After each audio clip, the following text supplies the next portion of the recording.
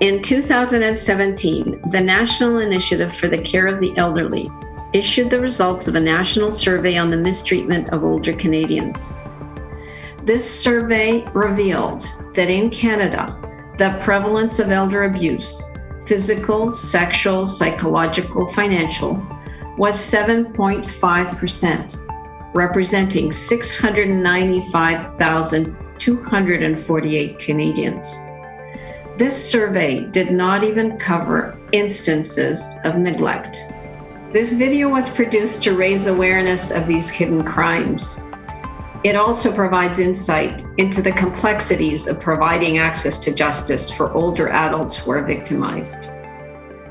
Finally, it provides opportunities for change and healing through restorative approaches. Well, I wish to thank Eva for asking me to participate in this project a few years ago and to now complete it. The video that you're about to watch was produced as a teaching tool to provide insight into the challenges and complexities of ensuring access to justice for victims affected by elder abuse.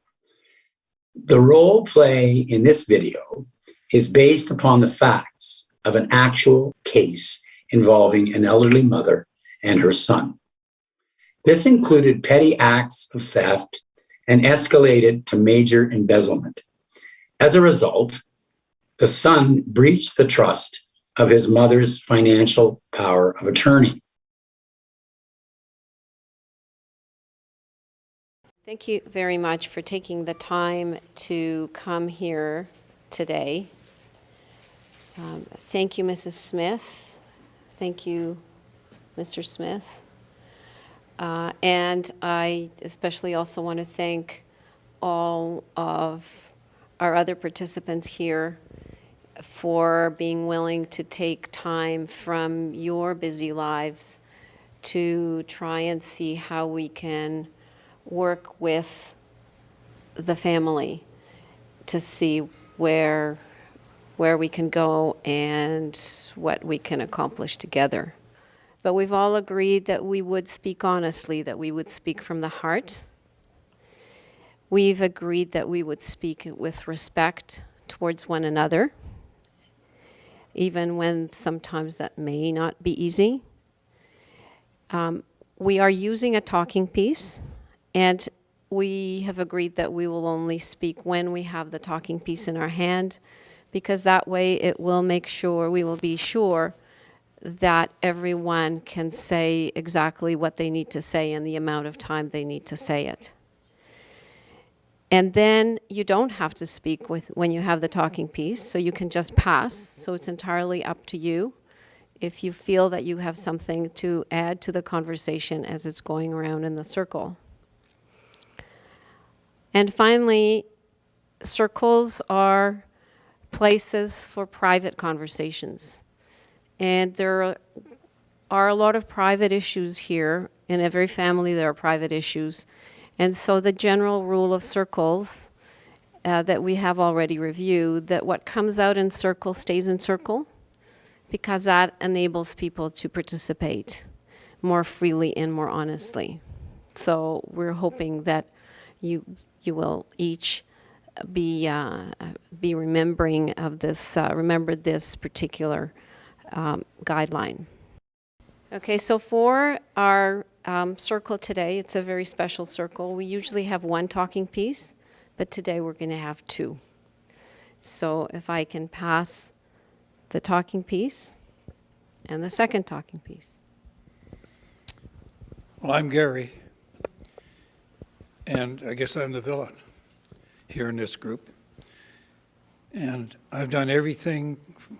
I guess I've made some wrongs, but I think I've done a lot of rights. And I want to be recognized for the positive things.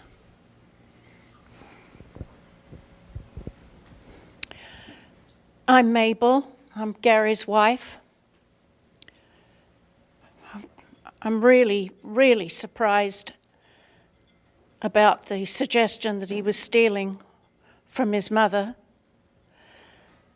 I've been very worried about money, because I know he's been worried.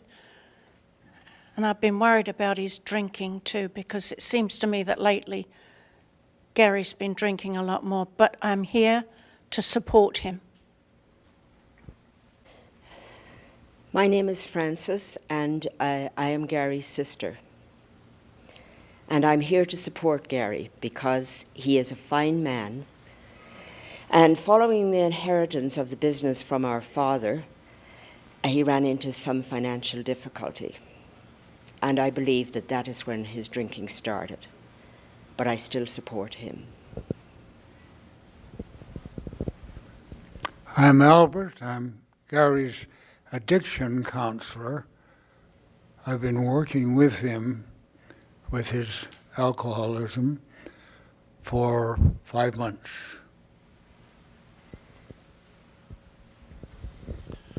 I'm Roy James. I'm the rector at St. Jude's, and I've known the Smith family for a long time, and frankly, I'm very surprised to hear that Gary's been taking money from his mother. Of course, the family hasn't been coming out to church regularly lately, but I'm here to help and here to support every member of the family to get through this situation and to come out the other end so that everyone is better in the long run. My name is Arlene, and I am a co-facilitator for this circle. I also want to thank everyone for all of the hard work leading up to this circle. Everybody has been working hard to to tell their story and try to understand the situation. And I look forward to moving ahead in a good way.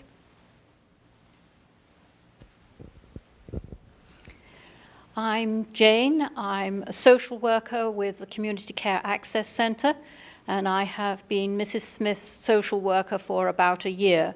I have been working with her to provide her with the supports and services she needs. I've been aware that her son Gary has done a very great deal for her. She has depended on him a lot. But I know how very upset she is about this whole situation. I'm here at Mrs. Smith's request, and I hope we will be able to find some solutions that help her and Gary. I'm Jean Brown. I'm Agnes's sister. She called and asked me to be here as a support, so I am here. I must admit, I am very skeptical about the outcome of this circle, given what Gary has been doing, but she wants me here, so I am here. My name's Tom, and this is my grandmother. I am Gary's son. I am here to support my grandmother and my grandmother alone. I'm not here to support Gary whatsoever, and I just want this to be resolved. I'll do anything to help my grandmother. I'm Agnes Smith, Gary's mother, and I'm here because all this money has been taken from my bank account, and Gary's been responsible. Thank you. Thank you very much. I wonder if we can do another round, and given what you've heard from everybody here in this first round, if you can give us some suggestions from your own perspective as to what we need to do to move forward, to start moving forward.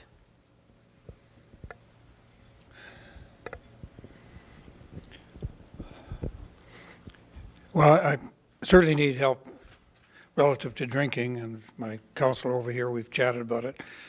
Perhaps joining AA, if it's that serious. Drinking isn't the problem why this money has transpired.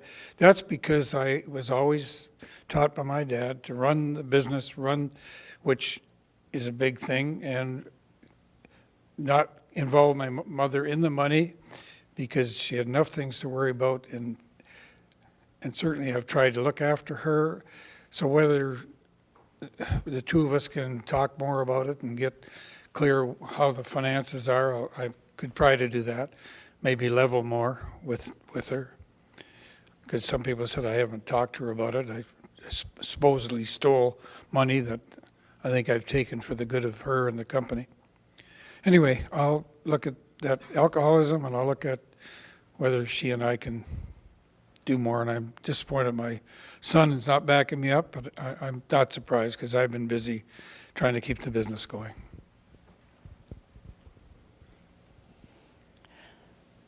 Well, I was sad to hear Tom talk like that, but I'm not surprised because we've been cut out. You've been so kind to your mother. You've done so much for her. That's why I'm so shocked about the money.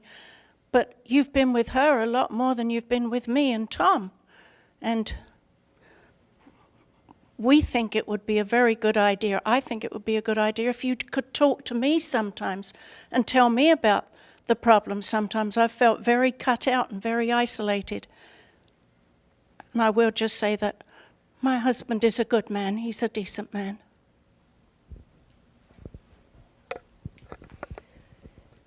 As his sister, this is the first time that I have heard about this also, and I am disappointed, Gary. But I feel that you are definitely a very good person and that you can, with our help here, turn this around.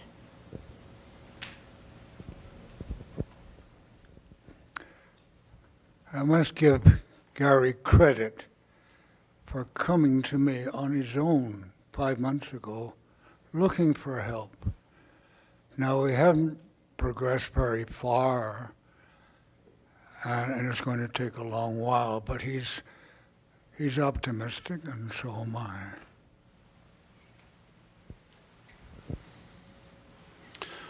Well, you know, I think that there's going to be a lot of talk about healing, and there's going to be a lot of talk about forgiveness. So I'm looking forward to the whole community helping each and any member of this family who wants to take a step forward and move towards forgiveness. Because I think any step forward, realistic step forward, would be good and would be a positive step.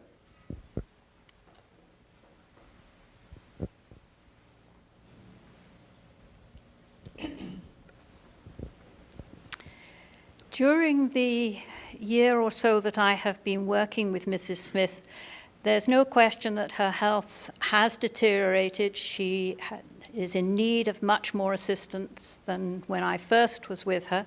She now receives from the CCAC full hours from a personal support worker. She also is seen by a visiting nurse every other week. And she is, in addition, paying for extra personal support worker hours out of her own money. So there's no question that her needs have increased, and there has been a lot of extra work as well from Gary. He has been doing a great deal to help her. Without that, I think there's not much doubt that she would be at the least in a retirement home at this stage. My suggestion would be to lock Gary up and throw away the key. I don't know why my sister believes him when he tells him these things, but I think she'd be better off without him. Gary, how could you do this to my sister?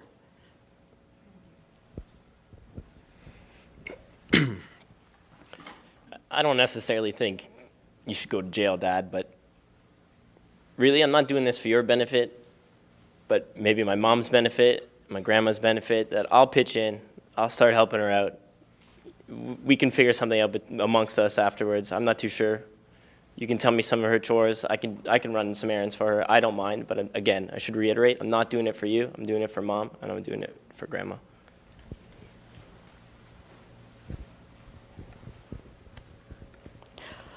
Well, I've depended on Gary for so many things, and he's been such a good son to me. But I'm not sure I can trust him anymore. We've heard some things that I think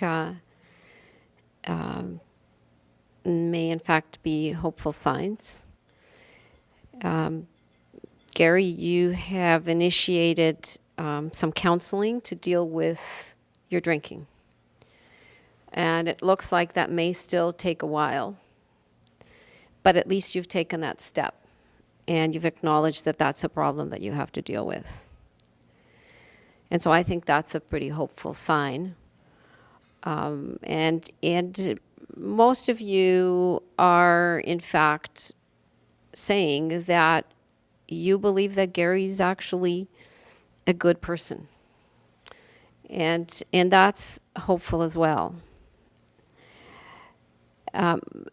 It's also obvious that, Mrs. Smith, that you do need help and you need attention and you may be needing more as time progresses. And so then the question really is, and you do have a fair bit of support in a number of different ways in terms of your health and personal care and so on. But it seems to me that where we really need to focus some time and attention is this whole question of managing your money in your bank accounts. And I'd like to just pose the question as to what sort of thoughts do people have going forward as to how this can be done so that there's an assurance that the kind of temptations or the kind of challenges that have led you, Gary, to take some of this money, that those things don't happen going forward. What can we do? Well, not being trusted certainly doesn't help a person be positive, but on the other hand, I guess you're going to say I caused it. As I said earlier, we'll try to be more open about the finances. Ultimately, we can get that so-called missed money, stolen money, back into Mom's account. But we want to also hope that the company doesn't go bankrupt, then we won't have anything at all. So not drinking, I guess that's caused some of the problem at the business. With the recession we've had, that hasn't helped.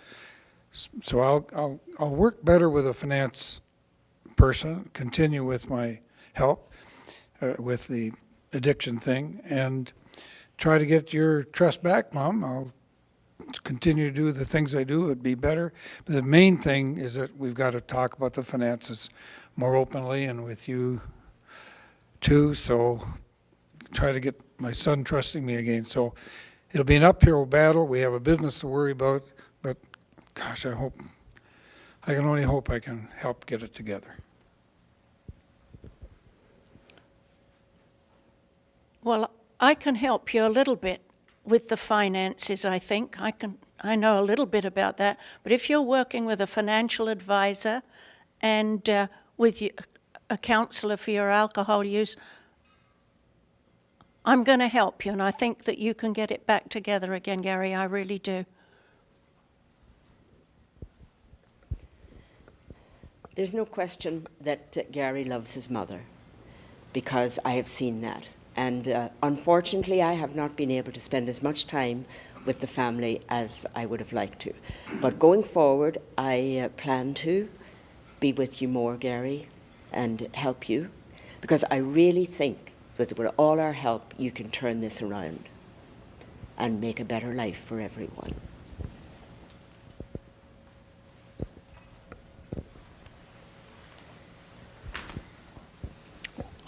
Well, Gary, you seem to have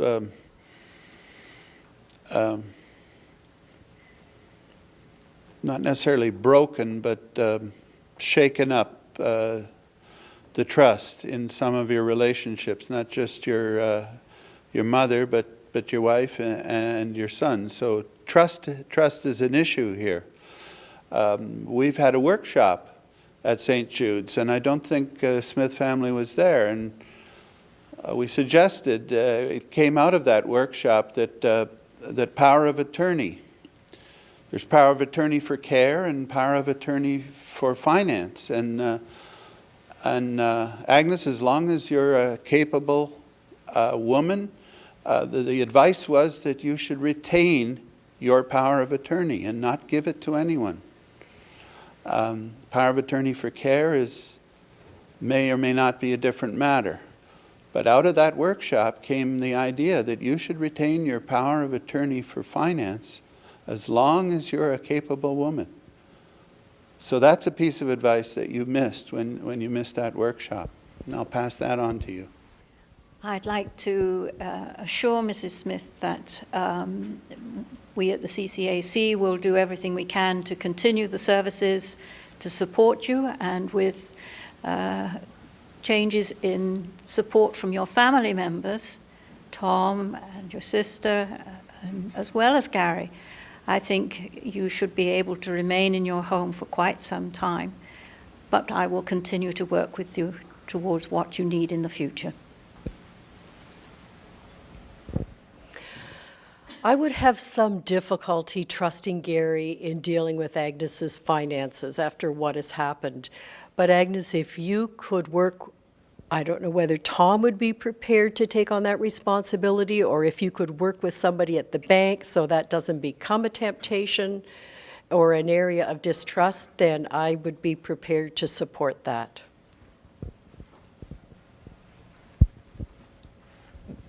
The way you say it, Dad, you keep saying the money's missing. Until you fess up and say you stole the money, I don't think you should go near her finances. You need to come clean to everyone here and say you stole it. Enough with it missing, enough with, oh, you took it, you borrowed it. You stole the money. Until then, I feel like I can contribute.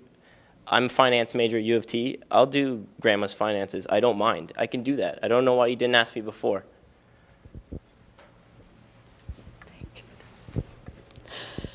Well, I'm so glad to hear all this support, and I hope Gary will get his alcoholism straightened out, and maybe Tom should handle my finances with me, and if Gary's going to try to pay the money back, I love my son. I don't want to lose him.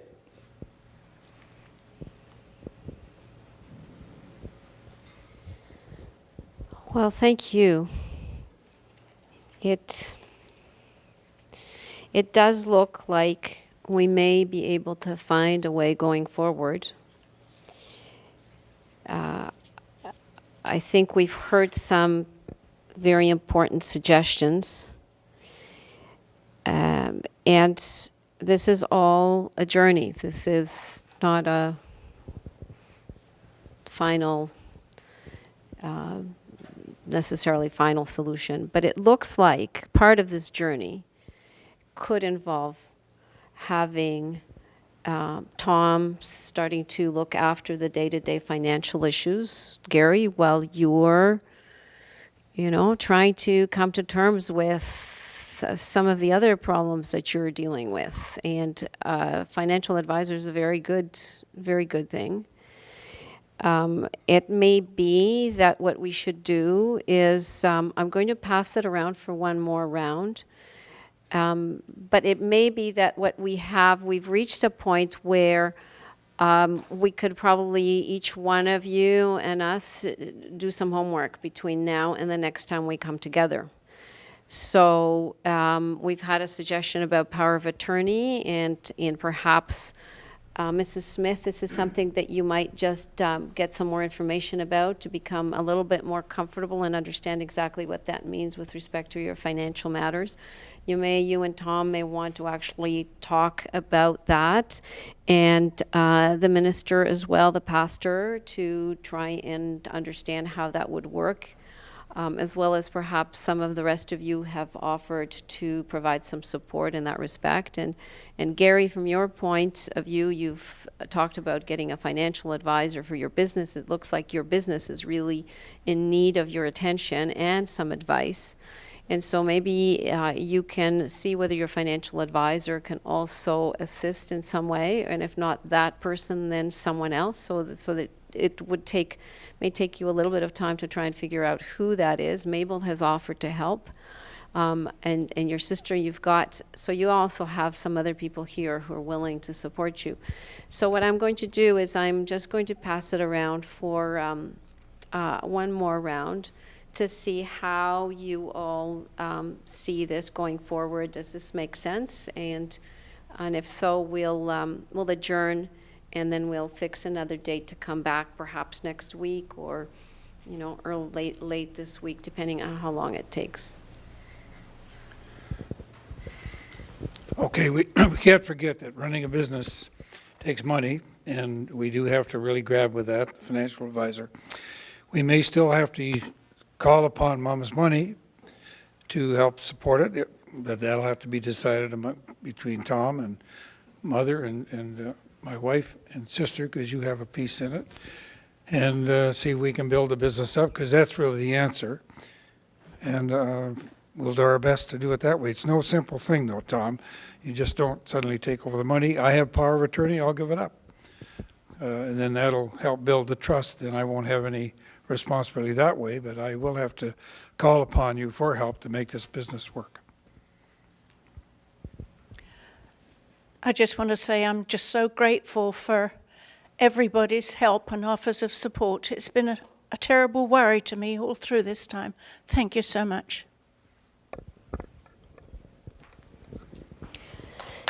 Yes, I think, Gary, that you can turn this around eventually, but it's going to be a lot of hard work. And yes, I will be there to help, and I feel that this is a very good suggestion that Tom work with your mum and help you with this.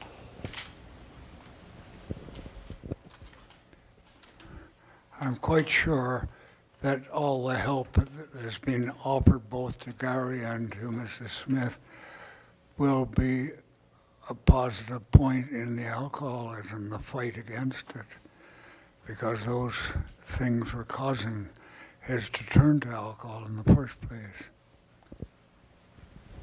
Yes, I can see movement forward on this, and you should all know that our prayers are with you as you move forward and to a better solution to your family problems. I want to thank everyone for speaking from your heart.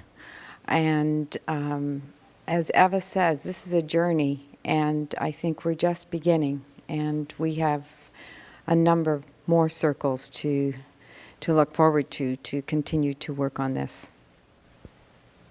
I'm very glad that this circle has helped to clarify some points and bring some resolution, I hope. This has been very difficult for Agnes, so I think if we can get a plan in place to deal with the finances, then maybe it'll make things a little easier between Agnes and Gary. I'm willing to work with you, Pop, to make that financial plan there for Grandma's sake. Again, I just want her to be happy and her to get her affairs in order. I don't have anything else to say. I just want to go home. Thank you, Mrs. Smith. Thank you, every one of you, for coming here and participating tonight. I know these things are very difficult, and but I see that there is lots of hope, that there's so much goodwill in this room for going forward. So I want to thank you again for coming together, and after we finish the circle, we can then decide what would be a good time to come back together again. Well, given the severity of this case, a sentence of imprisonment of 1 year, followed by a year of probation, constitutes, in my view, the likely outcome at trial. The son would also have been ordered to have no contact with his mother during the probationary period. At the end of the trial, the mother ended up confused, guilt-ridden, and traumatized. The son likely would not have received the addiction and mental health counseling he so badly needed while in custody.